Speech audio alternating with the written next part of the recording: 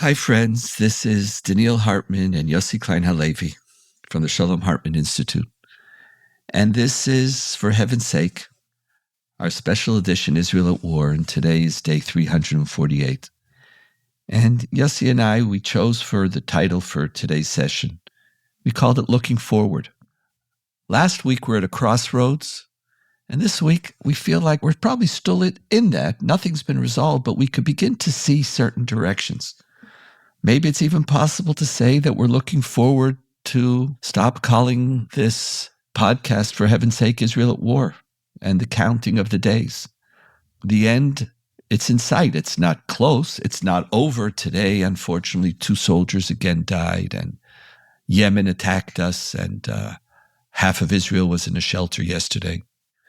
And we're going to have to do something, but it looks like the end is getting closer. We're looking forward to a hostage deal. The things that we spoke about last week have accelerated, and we need to talk about that. What hostage deal are we going to have? But somebody's coming home, we believe, soon. Is it a full hostage deal, a partial hostage deal? We'll talk about. We're looking forward, but maybe with more trepidation. I don't know if the word is looking forward. We're looking at an increased shift of the front lines of the war, from a war against external enemies to a war within Israel.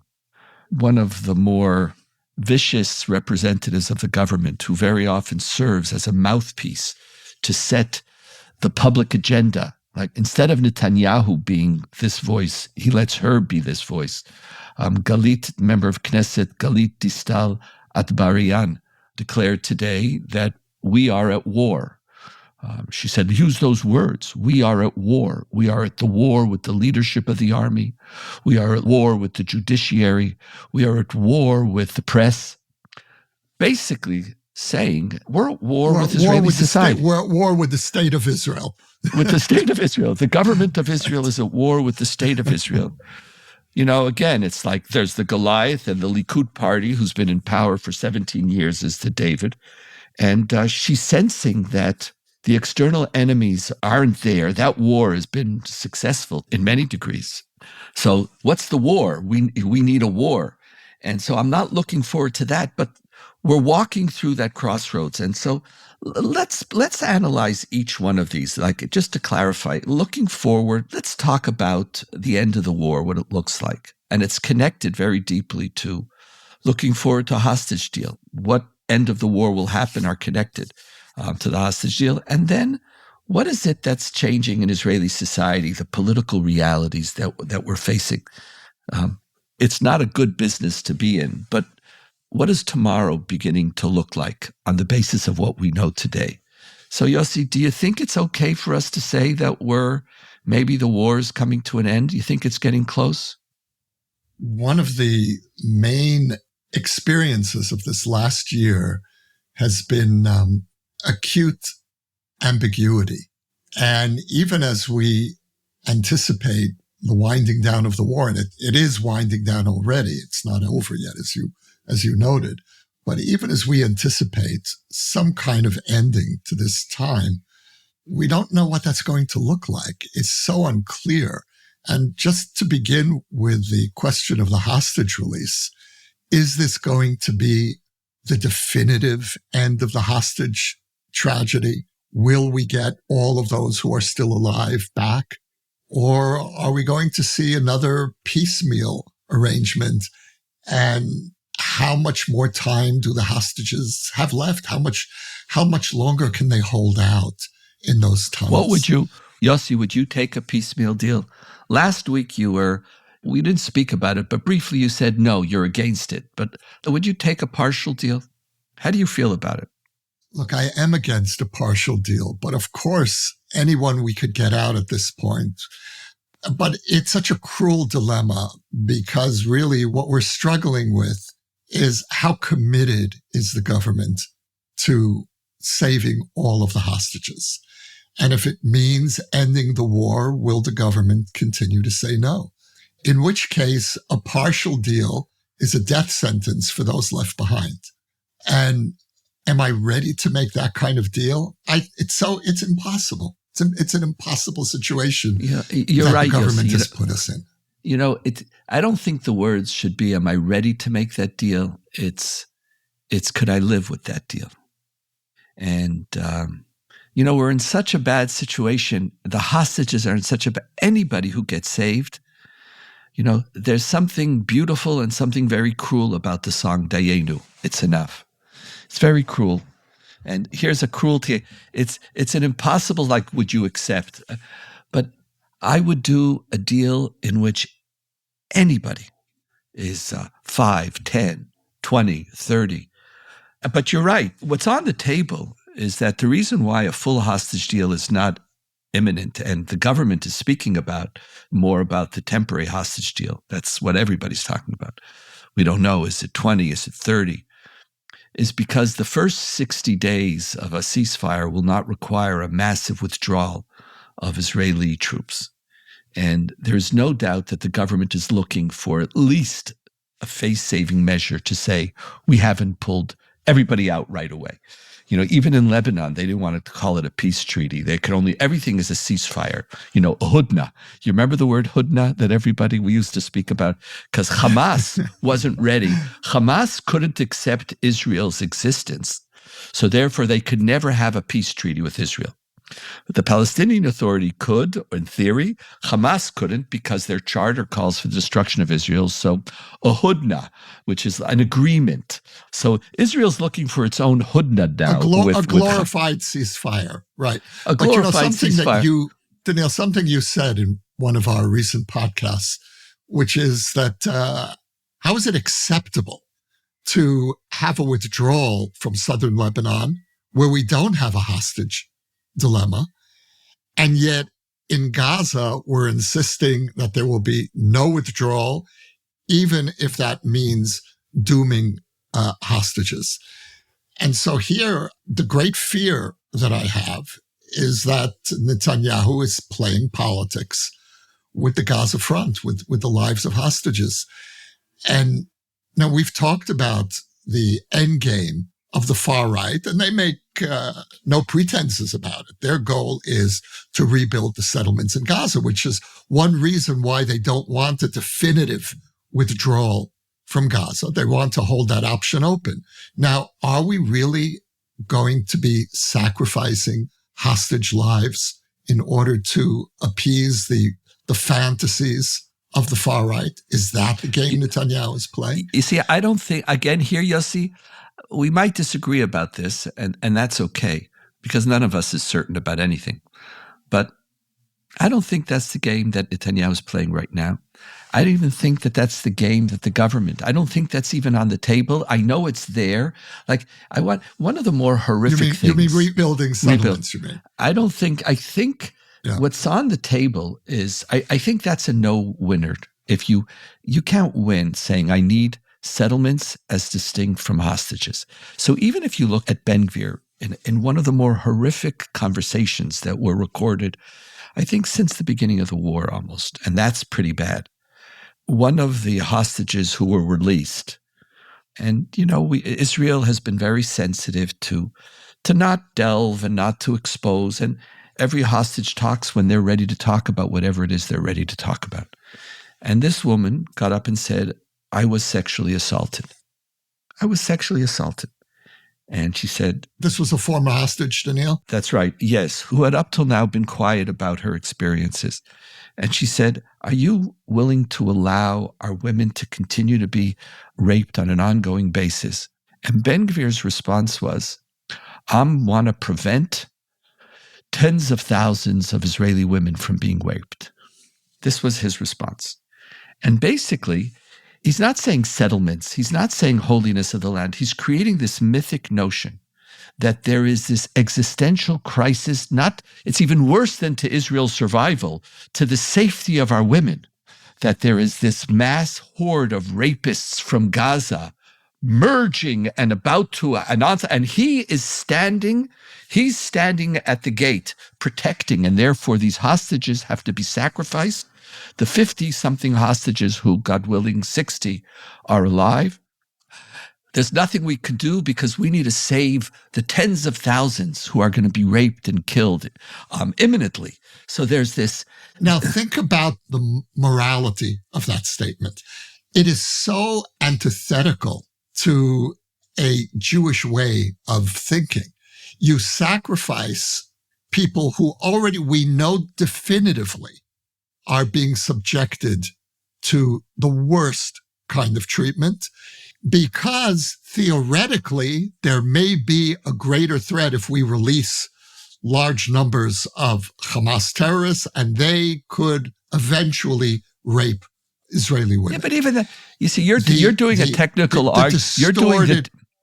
I know, but you're doing the technical issue. It's just not even true. What is it? We are this powerless, like as if 438 days haven't passed. The military capacity of Hamas has been destroyed completely. But there's something shifting. And when Ben Gvir has to speak that way, my sense in Israel is that we try to smell what's going on here. You do that as a journalist. I've started with the hours and hours of every day and 20 hours a week studying press and to try to understand. Something is shifting right now. I think Ben Gvir is losing his hold on the government. He's not voting on the budget, which is basically voting a no confidence against the government. He's moving himself out. He's looking for an exit strategy because he wants to go out. I'm the protector of Jewish women. This is his cause, because as an ultranationalist, any compromise is unacceptable. And I think we're moving closer. The weight of the hostages is beginning to win. And I think something is beginning to shift. You sense it in Netanyahu. You sense it from the government. You even sense it from Smotrich. Because at the end of the day, even a partial deal, which won't bring the full withdrawal of soldiers, the end of the war, it is going to involve a massive release of, as you were mentioning, a massive release of Hamas terrorists, which from Ben Gvir's perspective is a defeat. Any ultranationalists, we always have to win. We have to win when the other side is powerful. We have to win when the other side is powerless. It is our power. The correlation between ultranationalism and power is very, very deep. Power is not an instrument. It's the identity of the ultranationalist. And so something is beginning to change now. Do you sense that change? It's very interesting, Donniel. Yeah, well, I want to go back to Ben Gvir's statement because I think it reflects a deep struggle in the Israeli psyche over the last year. And that is the acute sense of vulnerability and really existential dread that October 7th reawakened in the Israeli psyche, as opposed to the restoration of our military credibility in the last few months. So the question is, what really defines for Israelis this last year? And it's one of those profoundly schizophrenic moments where, on the one hand, we feel very powerful. We have just destroyed the Iranian axis that was strangling us around our borders. On the other hand, there's October 7th, and that trauma is not going away. That experience, that primal experience of losing your border and thousands of terrorists pouring across it, and your civilians are completely helpless. That was an experience, a kind of pre-enactment of what the destruction of Israel would look like. And so we're now carrying a credible scenario of Israel's destruction. At the same time, we're all proud and experiencing the aftermath of the restoration of our power. And in that sense, I think that October 7th versus October 8th is one more disturbance in the Israeli psyche in our relationship to power. Just think about it for a moment, Donniel. We go from 1945, the lowest point of our powerlessness in Jewish history. 3 years later, 1948, we restore Jewish sovereignty. And the shift from October 7th to metaphorically October 8th, even though it took longer than October 8th to restore our military credibility, but we did, there's that tension between existential fear between 1945 and 1948 that is imprinted in the Jewish experience of modernity. It's interesting, and I hear you, and I agree with you. Now, Ben Gvir wants to hold on to October 7th because he wants to be the solution. Exactly. But now the government... He feeds off of October 7th. He feeds off of October 7th, and he tries to feed off of that fear. The government, though, what we're looking forward to in many ways is the unfolding of October 8th or its aftermath, which somewhere in December or early January, there's going to be some form of a ceasefire. Now, let's just analyze what different spokespeople are saying. The Minister of Defense speaks in English about how Israel is not going to resettle and doesn't want to control the lives of Gazans. He says, we do not want to have either military or political control, he said, over Gaza. He says this in English. Then in Hebrew, he refines it. And he doesn't say that we want to have military control, but he says we are going to ensure our own safety, and our army is going to function in Gaza the way our army functions in Judea and Samaria. Now, let's just clarify. There's 3 areas. There's area A, B, and C in the West Bank or Judea and Samaria. So he's not talking about area C or area B where the army has military control. He's basically talking about area A, which is under Palestinian Authority, political and military control. And what it involves is that when a danger appears, the Israeli army enters and the Israeli army does an operation. So we're not talking about a permanent military occupation of Gaza. We're talking about troops on the borders entering and doing operations, by the way, similar to what the deal was in Lebanon. So you could sense that there's a shift. We're beginning to shift out of October 7th, and some want to keep us there. And there is no doubt that the hostage deal of any form is what's going to bring October 7th to an end, but it's not completely, because whoever comes out alive, and it's not going to fill the hole, but there's going to be another stage that we have to go through. But we're looking forward to the challenges of these moments. Yes, Yossi? Just listening to you now makes me wonder whether what we're really groping toward is the end of October 7th. And that's the struggle, I think, of this moment. Bringing the hostages home will be one sign that October 7th is over. We've already broken the siege on our borders. That's another crucial element of freeing ourselves from the trauma of October 7th. And Ben Gvir is sensing, I think, Ben Gvir is very shrewd. And he understands that he needs Israelis to be in a state of constant fear. And so I'm wondering, Donniel, if what we're seeing is the beginning of the emergence of a struggle within the Israeli soul between holding on to the trauma and starting to let go. Now, until the hostages are returned, it won't happen. Also, some withdrawal from Gaza, whether it is that it's a Rim corridor. It's not a corridor, it's a mass of land, 4 miles wide. Some withdrawal from moving our troops out will also symbolize officially we won. So You can't withdraw when you have an October 7th consciousness. Just the fact that you withdraw, just like maybe that's why we were able to also withdraw from Lebanon. It's not that we achieved, listening to you helped me. Maybe I don't think I could have said this if it wasn't because of what you just said. We could withdraw in Lebanon because we feel we achieved something. We changed the status quo. You don't have to win everything. Life is filled with uncertainties, but you can't be in October 7th. You can't be in a sense that Hezbollah is about to destroy you. Hezbollah is dangerous, but they're not about to destroy you. Therefore, the withdrawal was symbolic of a sense that we've changed the equation. And similarly in Gaza, it's going to be so. And the challenge is not to go back to the form of status quo of pre-October 7th, where we really just allowed our enemies to amass not just weapons, but a capacity to destroy us. We were truly, I believe, like I don't know if we were insane, naive. There was something fundamentally wrong in the way we conducted our business for 15 years. We so much didn't want war that we just constantly just tried to just almost deny the danger because we were having too much fun as building startup nation. So the withdrawal from Gaza is also going to symbolize, it's the end of October 7th. And the hostage deal, I think, by the way, more than a hostage deal, because I think the hostage deal is going to feel so incomplete to us. We want it so much. We want them to come home. We want 101 to come home, but we already know 35, I forget the exact number.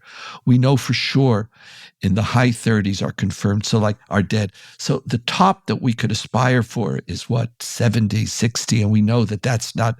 So there's going to be such a gut-wrenching, and I think precisely because of that, and this is a time to shift, because the government is going to be so vulnerable at it, admitting now, that we're going to start withdrawing from Gaza. There's going to be an incomplete hostage deal. And that's why now we need a new war. This war against us. I don't know, a war. The internal enemies. Yeah. My government is fighting against, she didn't name me. That's because I'm not important enough. But I feel like she's at war with me. It's such a strange. Yeah. There's serious debate. We could have arguments. We could have different political positions about judicial reform, about the trials, about the attorney general. But to be able to use this language, we are at war with, I feel like I've now become the enemy. It's just this, it's a very, Donniel, especially after all this period of time where we were there's a positive under, side. Donniel, there's a positive aspect to overcoming the trauma of October 7th. And there's a negative aspect, because what this government wants to do is set the clock back to October 6th and to bring back the schism and the hatred and the search for an internal enemy. And in that sense, I think it's really important that we don't entirely free ourselves of October 7th. We need some of that lingering trauma in order to heal. Paradoxically, in order to heal, we can't totally overcome October 7th. And when we talk about overcoming October 7th, I think we need to be very careful. We're a people that still remembers the slavery in Egypt. We're a people that doesn't forget. And we are not going to forget the trauma of October 7th. And the question is really, what will be the emotional weight that we give to October 7th as we try to move forward? And I think we both know that a good part of that answer will be the fate of the hostages. If we don't save all the hostages that are still alive, the residue of bitterness will continue to not only poison Israeli discourse, but keep us chained to the trauma of October 7th. This is my fear. We will not escape the trauma of October 7th if we don't save those who still can be. The strength of this government has been the way it conducted October 8th and onwards. And I know that I was deeply critical of some of the decisions made by this government and the injection of political calculations into the war in Gaza and the way it dealt with humanitarian aid and Gazan civilians. But from a purely military perspective, using your words, the government did reinstitute our deterrence. The fact is they did militarily destroy Hamas.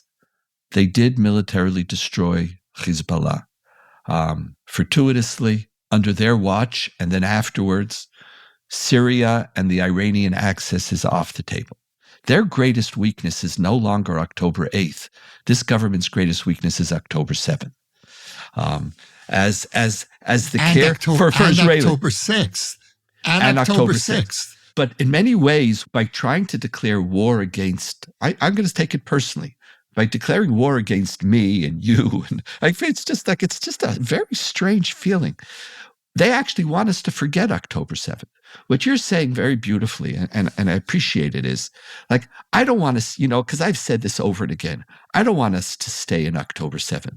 I don't want us to stay as victims. I hate that. I hate that dimension. But there is something about understanding that we need to be together if we're going to make it in this country.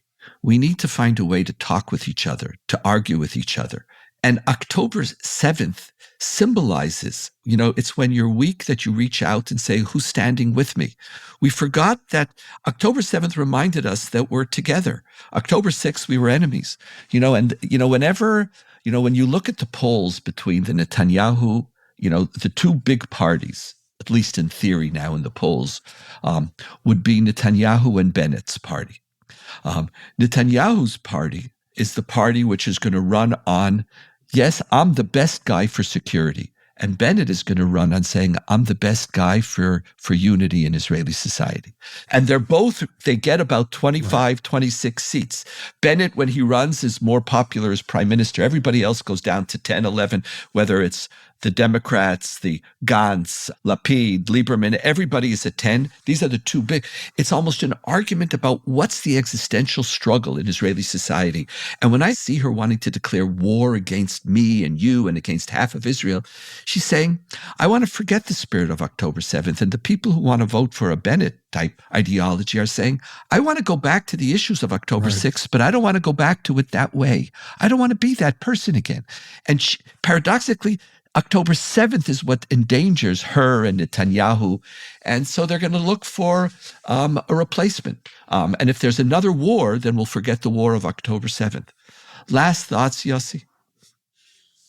In the last 2 years, we experienced two scenarios of Israel's unraveling. The first, leading up to October 7th, was the internal schism, and that was a scenario of a self-devouring of Israeli society. That's what, God forbid, the destruction of Israel would look like internally. We fall apart. We have nothing in common anymore. We start seeing each other as enemies. And the second scenario of Israel's unraveling was external, coming from outside, over our borders. And you can't solve one existential threat at the expense of the other. Right. And if this government thinks that the fact that we've now, it seems, extricated ourselves from the existential threat of October 7th, and that it's now okay to go back to the existential threat of internal unraveling of October 6th, then I think that will be this government's downfall. Because that's not what the Israeli public wants. I share that. I wish I knew I think they're split. And what they feel is the greatest existential danger. Are we still in October 7th? Is the danger still there? Or is October 7th a call for a new spirit of conversation? I don't know. I have no energy to be at war with each other. We're getting through this year. It's been a hard year. We need to find another way. Yossi, thank you. It's a pleasure to be with you. Great to be with you. And to think about what's happening in our world and in our life. We're looking forward. The fact that we could even use those words has a hopefulness to it. But it's still day 438. And hopefully soon some, and as you said, all. And what a choice. How do we even make that choice? I don't know. We should all be well. And all our hostages who are still alive should come home soon.